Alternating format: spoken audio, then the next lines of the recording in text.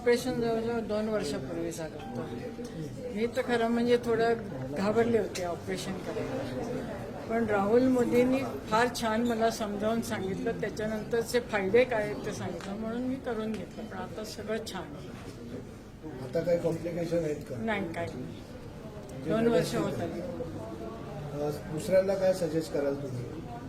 त्यांनी ऑपरेशन जरूर करून घ्यावं. त्यांनी खूप फायदे आहेत. मला आधी चालताना खूप त्रास व्हायचा, पण आता मी छान प्रकारे चालते, बाहेर फिरू शकते. एकंदरीत लोकांच्या मनामध्ये भीती असते कुठे ना कुठे, ऑपरेशन बरोबर होईल का, नंतर काय त्याचा इफेक्ट नको व्हायला, अनेक गोष्टी असतात. पण आता तुमचं ऑपरेशन सक्सेस झालंय तर इतरांचंही सक्सेस होईल असं तुम्हाला वाटतं? हो, नक्की होईल. तर यायला पाहिजे लोकांनी. नक्की यायला पाहिजे. ते काउन्सिलिंग, डॉक्टर राहुलमध्ये काउन्सिलिंग पण छान करतात. का तुम्ही ऑपरेशन करून घ्यायला पाहिजे, छान प्रकारे समजावून सांगितलं मला, म्हणून मी तयार झाले.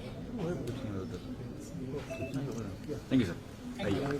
जी नमस्कार, मैं doctor Rahul Modi, orthopaedic robotic knee replacement surgeon हूँ. मैं Kapadia multi speciality hospital Goregaon west का ओनर हूँ और हमने यहाँ पे अभी रोबोटिक नी रिप्लेसमेंट सर्जरी शुरू की है. ये जो रोबोटिक सर्जरी है ये क्या डिफरेंस है इसमें और किस तरह से आप सर्जरी करते हैं?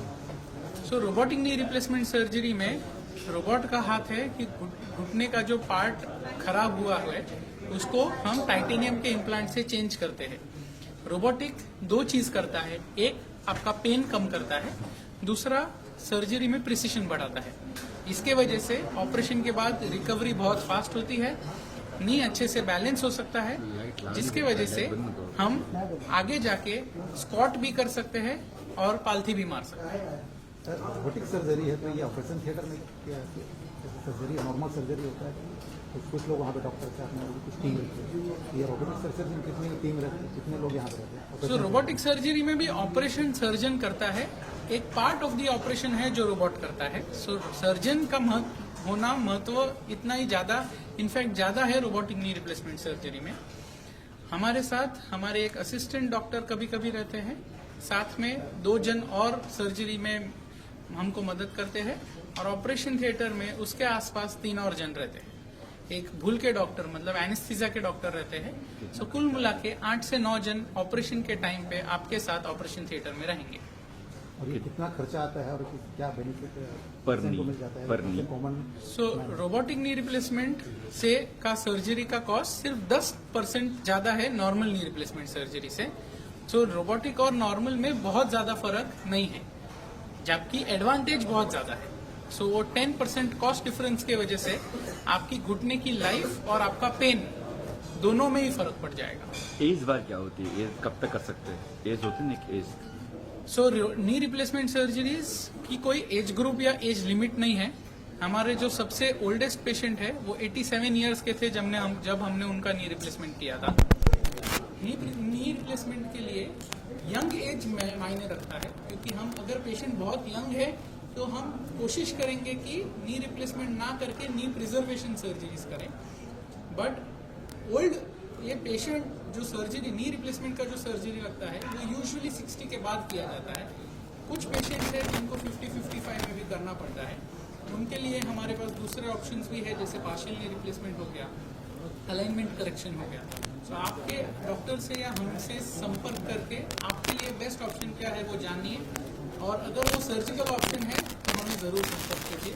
हम उसके लिए सबसे बेस्ट एडवांस्ड टेक्निक्स हम आपको सजेस्ट कर सकते सर नी सर्जरी के बाद पेशेंट अपने पैरों पर कब से चलने लगे, चलना शुरू हैं. कर? नी रिप्लेसमेंट के बाद अगले ही दिन से पेशेंट अपने पैरों पे खुद से चल सकते हैं. 15 दिन वॉकर का सहारा लेना जरूर पड़ेगा, बट 15 दिन में कोई भी सपोर्ट लगने वाला नहीं है. प्राइस की बात करें, सॉरी अपना गरीबों की बात करें, गरीब लोग होते हैं सो जो उनके लिए- नॉन अफोर्डिंग पेशेंट्स हैं उनके लिए भी ये रोबोटिक नी रिप्लेसमेंट सर्जरी, मैं ये मानता हूँ कि जस्ट बिकॉज पेशेंट के पास पैसा नहीं है उनको अफोर्डेबल हेल्थ केयर या क्वालिटी हेल्थ केयर नहीं मिलना चाहिए, ऐसा होना नहीं चाहिए. तो जो पेशेंट्स हैं हमारे पास महीने में एक बार एक सर्जिकल कैंप होता है, जहाँ पे हम यही same surgeries free of cost भी करते हैं. कोई कॉम्प्रोमाइज नहीं होता ना कि ताकि कोई कॉम्प्रोमाइज नहीं होता। सर्जन मैं ही हूँ, हमारा हॉस्पिटल सेम है, जो जॉइंट लगने वाला है वो सेम है, जो टेक्निक है सर्जरी का वो सेम है, पर वंस अ मंथ हमारे यहाँ पे कम रेट में सर्जरीज फ्री ऑफ कॉस्ट होती है। आपका स्लोगन क्या? जब हम फ्री ऑफ कॉस्ट बोलते हैं मतलब कि जो भी स्टैंडर्ड इम्प्लांट का और दवाई का खर्चा लगता है बस वही पेशेंट को भरना है, बाकी कोई कॉस्ट नहीं लगेगा। आपका स्लोगन क्या है? हमारा स्लोगन ये है कि जिन्होंने हमें चलाया आज आओ उन्हें चलाए।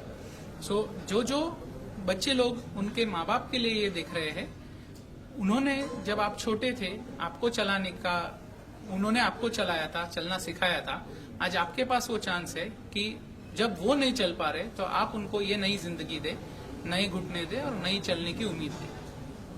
Thank you sir.